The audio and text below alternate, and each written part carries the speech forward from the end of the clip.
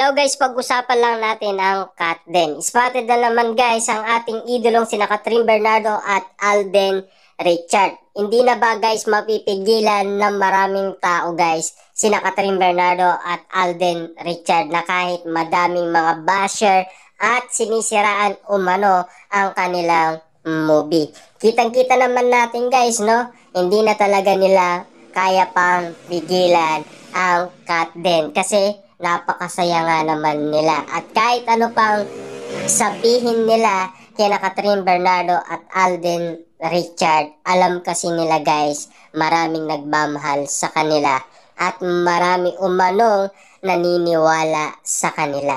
Kitang-kita naman natin yan guys, at meron kasing proof na nakikita umano sina Kathryn Bernardo at Alden Richard. Malaki nga naman kasi guys ang tiwala nila sa maraming naniniwala sa kanila.